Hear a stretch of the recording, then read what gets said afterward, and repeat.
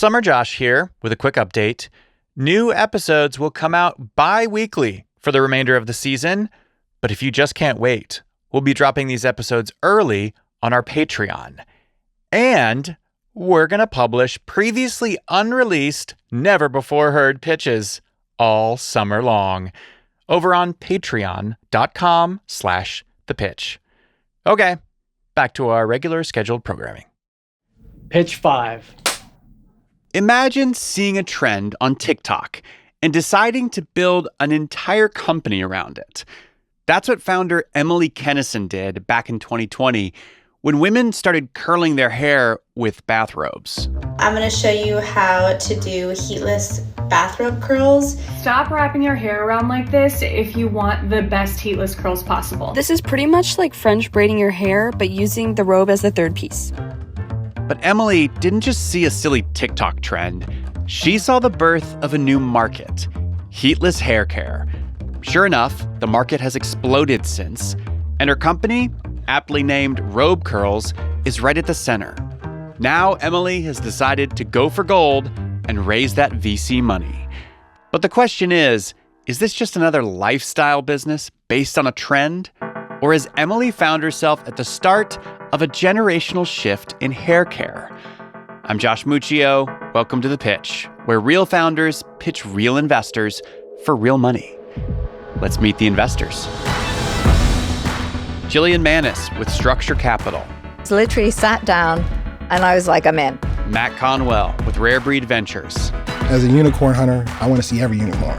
And Beck Bamberger with Bad Ideas Group. I got to start my muffin business.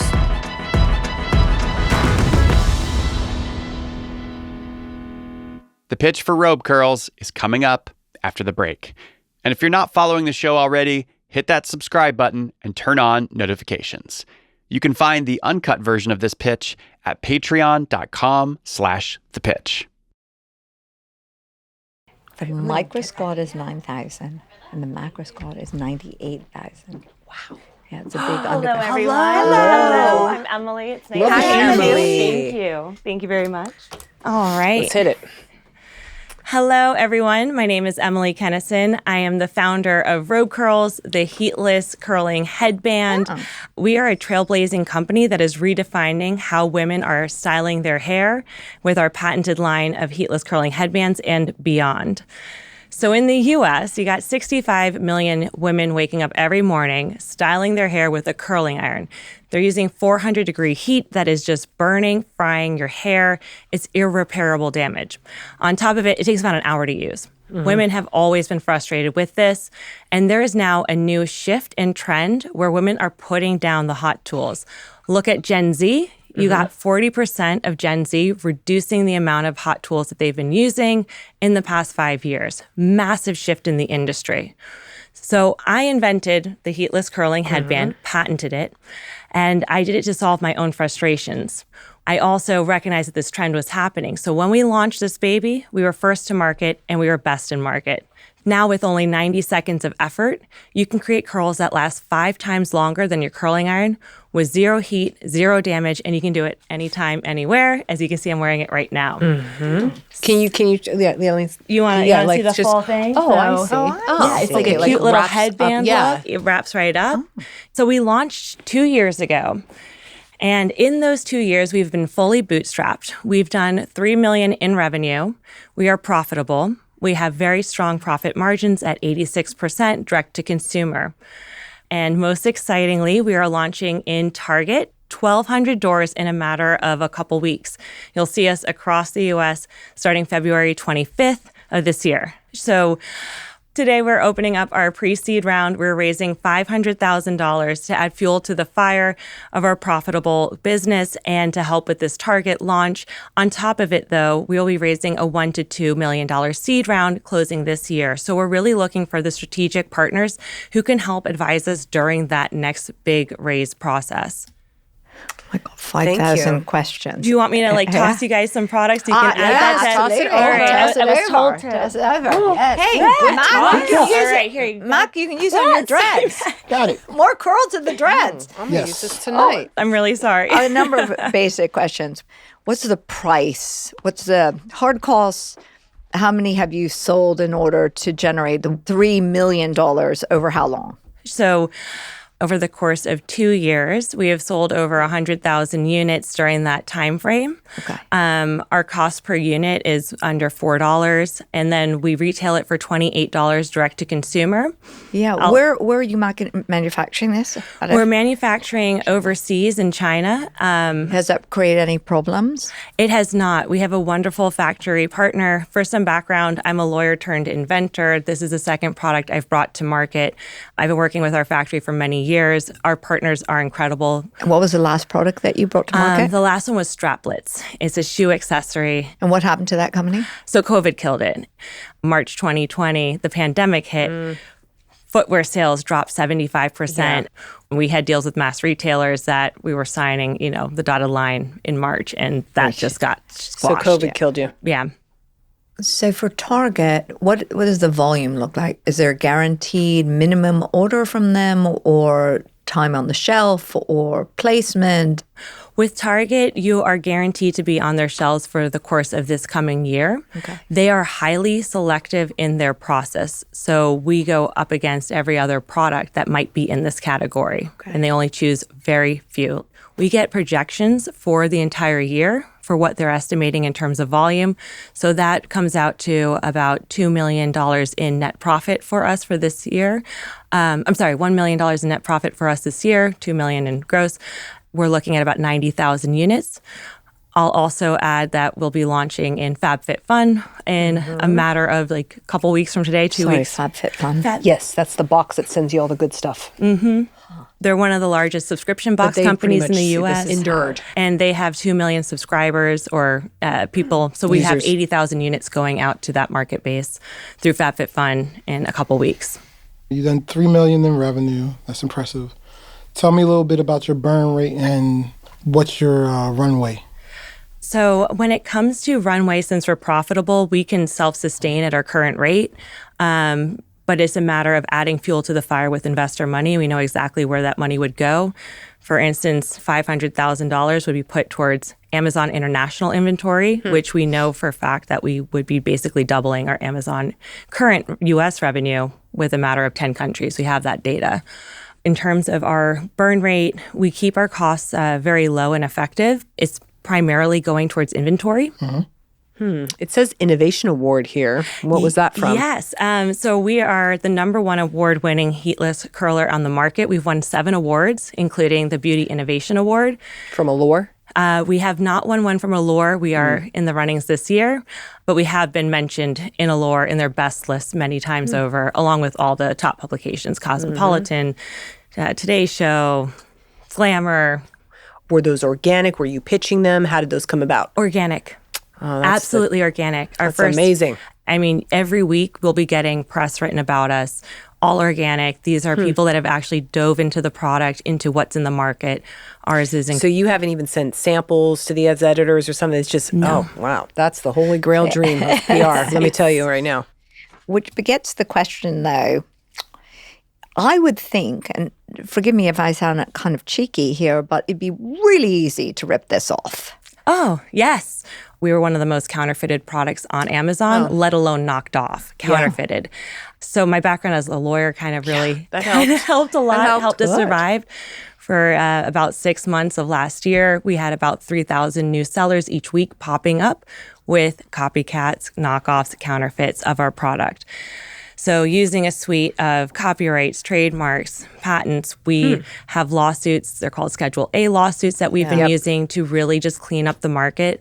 We've got a whole system in place now. That sounds expensive. Yes. No, it's not expensive. Fighting lawsuits? It's the contingency law firms that we're using and working with. And so this becomes an alternative revenue source for us as well. And it just, while one lawsuit fills up, we just file another one. And that fills up with sellers. We file another one. We do batches of 400 sellers at a time. And so we'll have paychecks basically coming in from these lawsuits on an ongoing basis. So as the only person probably on this side of the hemisphere that has a whole thesis around tools in the hair care space. No. Whoa. What? I'm the guy in the room. Nobody wants to hear from the guy about the hair tools. What is your hair go. position? What? She's making money off all the Amazon copycats? And Mac has an entire thesis around hair care? What's going on in the pitch room right now? When we come back, Mac lets his hair down.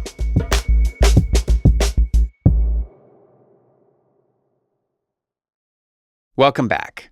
Mac just dropped the news that he's secretly a hair care expert, which means he's got some questions for Emily, the Heatless hair care expert. So, good innovation there. Smart. You've already done $3 million in revenue in 2 years.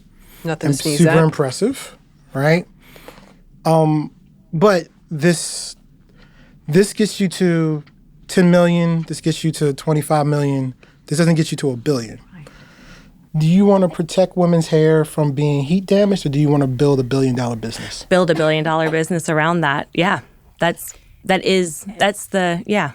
And further, okay, is this a a material science company, or is this a heat hair protective accessory company? I'd like to hear more a little bit of like, how does it get to the $1 billion? So when we look at just like the U.S. market, there's plenty of opportunity. Like Aveda salons is another one on our short list. We've already been picked up in several Aveda salons. They've been coming out to us, asking to use our product. There are over 4,000 Aveda salons in the U.S. alone. There's an additional 9,000 international. We are looking at $15 million a year net profit from Aveda salons. So there are these opportunities that are very large and scalable within the U.S. alone. It just elevates us across the board as a brand that's to be trusted and as the leader in the innovation in this space. Can you give us an idea of what are the next innovations on your roadmap? As this is the flagship, but yes, what are the next one or two you have in mind? So we have looked at several products specifically, like hair mousses, that are going to be amazing for creating longer lasting style, hair care formulations, and then also new product tools, specifically in the headband space, that are going to create different types of curl shape depending on what you're looking for. You want a crimp style, you want more volume in the back, you want tighter spiral curls. So we have a product line, those are patented and ready to go. What's your operation costs now? Our operation costs right now are, can I get back to you on that number? Okay. I don't want to give you a number I don't have off the top of my head. Okay. I think it's about $5,000 a month. Okay, tell us about your team. Well, now really tell us about your team, since if you're $5,000 a month. Is it you? Yeah. Is it me? No. Who is it? So the team includes, it's me. I have my partner, Kennedy, who comes from a background at Google. He does design work. So he's helping to spearhead the back end operational side of things. And then our very first hire is Gabriella, and she's our customer delight. So anything that delights the customer, that's her. So you know sales? No salesperson. I'm sales. That's her. Was it you then that got the Target deal? Yeah, I also got Walgreens. We were in Walgreens store 2 months after we launched. We were successfully, it was a 130 store pilot. We were there for 6 months. We were the #1 category seller. Our average units sold per week were 6 units per door per week, which is 3 times higher than that category average. We were exceptional. We increased Walgreens profits in that category by 400%. Are you still in Walgreens? No. So I first went after Walgreens because it was the pandemic. So I was afraid of going after my ideal partner, which would have been Target, because no one's shopping. I don't know if things are going to be shut down or what. So I was like, okay, mass pharmacy retail, that's going to be open. Let me try to get into this. But yeah, I got us into Walgreens, and we had a very successful tenure there, and we used that to then get into Target. But what happened? Why did they not continue? They gave us the opportunity to continue, to expand to 5,000 stores, and it was a strategic play to not continue with them at this time. They were doing essentially a consignment model for 5,000 stores, which is very typical for Walgreens. Every time a unit sold is when we get paid for that. I see. Especially as a bootstrap company, we can't do that kind of deal. But if we get into Target, Target doesn't do that consignment model. So Target has been our ideal partner, and we're very excited about that launch. So, I like you. I think this is a very simple product that you've made a lot of money off of because you are very smart. You're very good at what you do. You're the first founder I've ever met who figured out a way to make money off of their product being counterfeited, right? That's incredible. Thank you. That's that law experience right there. I want to say yes very badly, but because I am the hair care guy, I have several companies in my portfolio. They're not competitors today, but could be on their roadmap. So like I have a thing where I always ask my founders if this is competitive. If they say no, it's cool with me. So I have a few founders I have to reach out to, but if it's not, you'll be getting an email from me. I'll take that as a grateful win. Thank you so Soft much. yes. Soft yes. Soft no. Let's keep the expectations at the right level. Yeah, I'll show results if you guys want. While soft you, yes. well, I'm Let me show. sorry. I wanna see. Josh Just gave so me you a know, look, you so I could- just need to say soft yes. Wait, I want to see the demo. I'm waiting for the demo. It's either So green here or red. are some results. I'll take soft yeses any day. But you can set tighter curls if you yeah. want. If you want to set Beautiful. looser curls, you can twist the other way, and it's going to set loose, beachy waves. This is something that's not done in any other tool on the market. Normally, my curls would go flat like this. These are going to last all day without Right. going down. Yeah, it's an awesome product. I want to go back to the $1 billion versus lifestyle ride into the sunset, make a lot of money from this. I'm not convinced yet, and I want to hear more from you. For example, I would want to hear from a founder who's like, listen, this is a $17.3 billion sized market. This is how we're doing this in XYZ application in the next 3 years as our roadmap. I'm not hearing that from you. So it goes back to me for being like, oh, this is a great business. Yeah. No doubt. I don't think there's any doubt here that this is a great business. It's just, is it a VC backable multi-billion-dollar entity? So when you look at the roadmap for us, what we've achieved is off of an initial investment of $500. We've reinvested profit into perfecting the product, all of that. Impressive. So when we look at all the different opportunities in the US and we calculate how much that opportunity actually is, just putting into our own metrics of like actual stores we want to go into, like Ulta, like Aveda, we are able to put that number easily at a $1.2 billion revenue per year. So there is a huge market opportunity, and that's just with this one product right here. I believe there's a speed to market that has to happen now. So the injection of cash to make this $1 billion opportunity is going to be, it's critical, and it's going to happen within 3 to 5 years. I can see this easily becoming a $100 million a year revenue business with light injection of cash. How much have you raised of the 500? We have not raised any of the 500 to date. And we what do have terms would that soft commits. be? We are going to let the market decide. We want to have conversations. In your ideal world, what would the terms be? Ideal world, I wouldn't even say ideal world. Like what I feel like is the like fair Realistic world. Realistic world. I feel like a 10 million is fine. Would you go for an 8? It is something we would consider. Yes, especially being one of the first checks in. Yes, we would consider that. Okay, so I try to invest in companies that I know something about, where I can add value, but I don't know what I could bring to the table value, truthfully, because I didn't even know what fun, fit, and whatever was. Fabulous. Yep. What is that? Honest, fun, fit, and honest. fabulous. Yes. Yep. But you need, as you're saying, in this first 500, really strategic investors who know the hair industry, who know the consumer products. That's just not my bailiwick. So I would probably do you a disservice by coming in. Thank you, Jillian. Emily, Yeah. you have done some great stuff so far. You got you. this business at such a profit margin that is gobsmacking. I am out because it's not my space and it's not my interest. And then secondly, I would like the bigger what and how and everything. And I didn't get enough of that from you. Understood.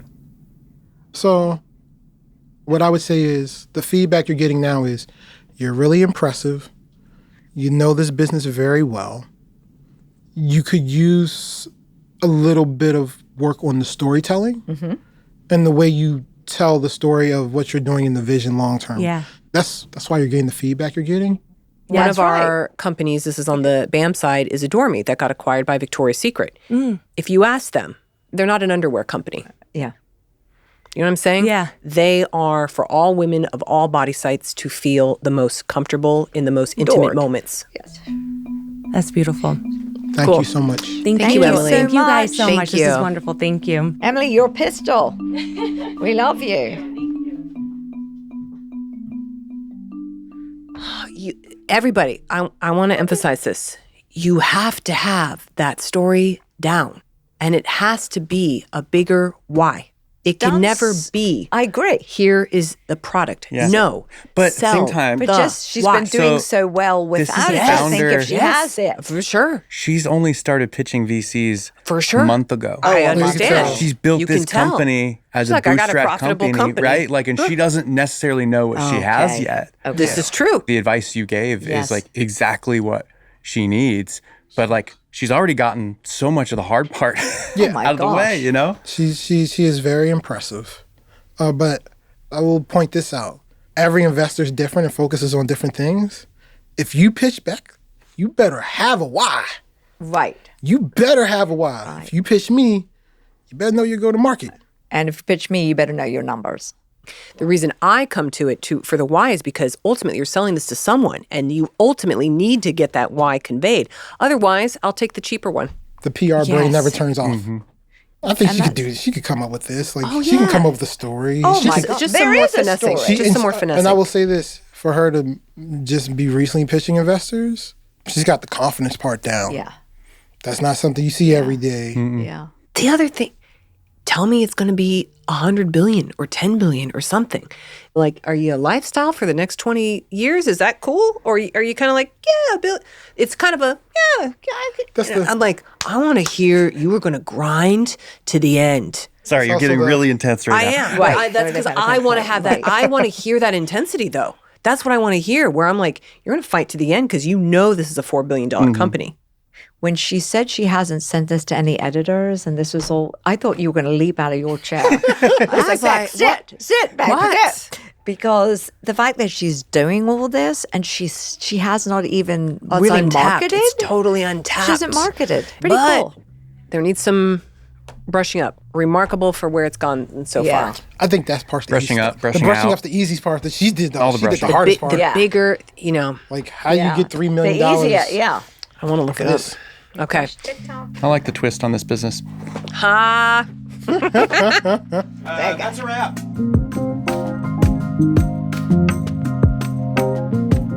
The investors just didn't see the billion-dollar path for robe curls. They wanted the bigger vision, a bigger why, and of course, bigger curls for the girls. Will Emily learn the art of pitching and start speaking the language of the American venture capitalist? That's coming up after the break.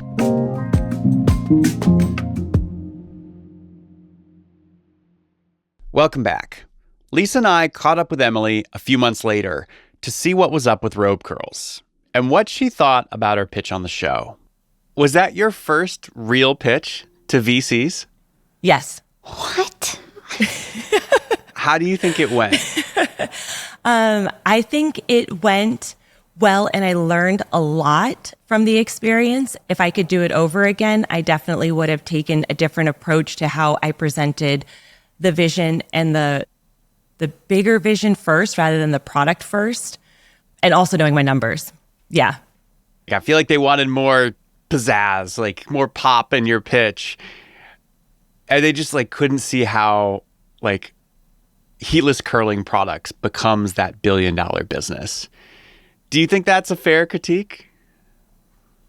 I mean, obviously, I will not think it's a fair critique because it's my business and I'm so in the weeds in the heatless hair space. I've seen this market go from nothing to being the number 2 beauty product trend out of all the beauty products out there. More heatless Yeah. curlers are being bought than any other beauty product out there. This is just the beginning of a new market. But then on the flip side, it's up to me to explain that and recognize that not everybody knows that. Right. Clearly, I need to do a better job articulating just that bigger vision because I know it. Yeah. And I think some like cool updates is we've had some VCs reach out to us that lead rounds. Really? Yeah. How did they hear about you? We're a big deal, Josh. if you're paying attention to the heatless hair space, you know, we're up there. Yeah. So we've had really good initial conversations. And like, you know, I think the experience of going through the pitch has been absolutely instrumental in giving us that confidence and awareness of like what kind of questions are going to be asked and about that bigger storytelling picture too. Yeah. Who are these VCs? Are you able to say? I don't know. You tell me, Josh, is it appropriate to say who they are at this stage? No, I wouldn't say their names, but maybe describe. I'd love to describe. They are consumer product VCs that also are doing technology stuff as well. And if you look at the products that they've invested in and the brands they've invested in, they're all category disruptors. And they're both offering to be leads, so they can put in large check sizes. Their sweet spot is like $750 to $2 million. Oh, yeah, just get those two VCs to work together. I mean, co-lead this sucker. Literally, they like were on my like short list of like, these are the ones I'm going to work up towards pitching. You know, I don't want to go out to them the first time. And they reached out to me. I'm like, no way. You guys reached out. Like I haven't had much practice. Josh and Lisa know I need a little bit more practice before we have this talk, but okay. But you did talk with them. Yes. We had our first talk and it went well. So we're going to have another talk and I'm learning what this process is like. And I hope I just don't mess it up. Yeah. You talked about this on the pitch, that you were launching in 1,200 Target stores on February 25th of this year. Yep. Can you tell me about that day? Oh my God. It's still just so surreal. You can find us now in 1,224 Target stores across the nation. It is nuts. It makes you tear up like every single time. Just like see your product in the aisle in like real life. And like you see people going up to it and like buying it. You're like, no way. Can I record you while you buy my product? I'm the inventor. It's so cool. Did you talk to anyone in the store who was buying your product? I do. I mean, I get all weird. And we wanted to do a little tour as well. We're going to do it later this year where we go and visit. We mapped out, I think we can hit up about 350 of them. Oh my gosh. Yeah. Are you really going to do a 350 Target store tour? Yes. Over the course of about 2.5 weeks, we figured out the timeline. We'll have our little like poster signage, like a little sandwich board that we bring into the aisle, and then just like meet with as many people as possible in those stores and tell our story and tell them about the product and how to use it and get them all psyched out. Yeah. What ever ended up happening with Mac on the show? He said he was a soft no, and then apparently I made a face, and so he changed that to a soft yes. Did you guys end up reconnecting after the show? We did. We had a great talk after the show. I think there are more follow-up steps to be had there, but it sounded like they were interested in like more conversations to be had. Okay. I'm very new to this process, so honestly, I'm like figuring it out a little bit, how the back and forth goes. I'm not quite sure. If I were you, I would utilize him to get some more consumer VCs in the mix. Once you've got a few VCs interested, then all of a sudden other VCs are like, oh, this is someone we have to take seriously. It's all a game, as you know, but Mac does have some of those additional connections. And, you know, if you convince some of his VC consumer friends to invest, that's going to make him feel more confident about investing, and then you're off to the races. Awesome. Thank you, Josh. That is helpful. I mean, treat him like you care about him too, but, you know, that's how I would do it. Super helpful. We'll do that. So those are our next steps. Next steps, what Josh said. Yes. Oh, gosh. What's it like figuring out this VC dance?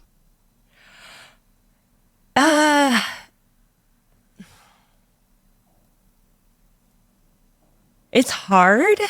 I haven't figured it out. But yeah, it's confusing and hard. I feel like with building a business, you always know what like the next step is. And I'm like, oh, we built the business, like money, you know? And like, there's a dance to it where I'm like not used to this. And I'm like, well, no, but here's the business. We already did it. Like now we just need money to go to the next level. Money? Yeah. Like and I don't know like the marketing language or like the flourish or the flair just yet. I thought it'd be more like analytical. Right. Yeah. Sounds like you've got some good leads, though. Like, I think you're probably not as far behind on the fundraise as you think. The fact that you've got VCs reaching out to you is a really good sign. Mm-hmm. See, I don't even know that. It definitely is. And like Josh was saying, I would use that to my advantage earlier rather than later while you are still in conversations with them, rather than waiting for that to play out and say like, oh no, they're not interested, they didn't invest, and now you have nothing to go with.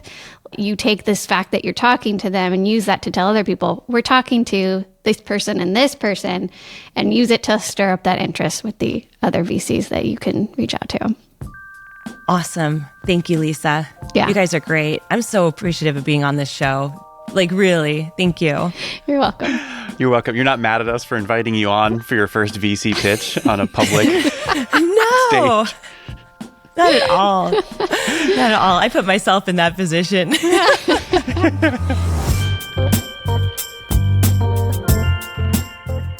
Robe curls is kind of like a mullet. Business in the front, pitch in the back, which is fine.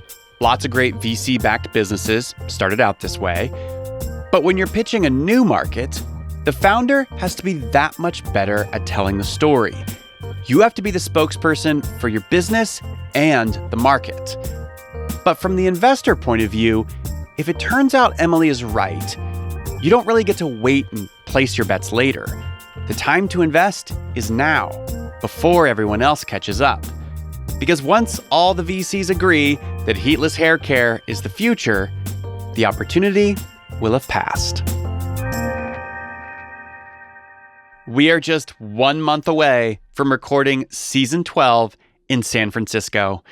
If you're a VC or an angel investor and you'd like access to our deal flow before anyone else, you're invited to join us. VIPs loved the experience of watching the deals happen live, and some of them even got in on the action themselves. We only have a few tickets left, so go right now to thepitchevent.com to secure your spot. Founders, if you want to be the one pitching at the event, you can apply to pitch at pitch.show/apply.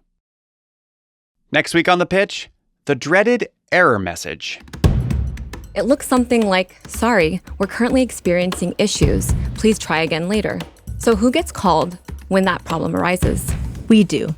The question is, can the machine learning-based scaling outperform the human approach? Mm-hmm. To me, it's so obvious. Models usually don't have a bad day. Yeah. And your models can't quit and put in their 2 weeks notice. How have you two divided up your own responsibilities in the company? Well, we're twins, so... I was wondering, but I didn't want to presume. Twin takeover! That's next week on The Pitch. Subscribe now and turn on notifications so you don't miss it. This episode was made by me, Josh Muccio, Lisa Muccio, Anna Ladd, Enoch Kim, Jackie Papanair, and Alma Langshaw, with casting help from Peter Liu and John Alvarez. Music in this episode is by Graham Barton, The Musemaker, Breakmaster Cylinder, Our Many Stars, Joey Cantor, Sabreteeth, and Firstix. The Pitch is made in partnership with the Vox Media Podcast Network.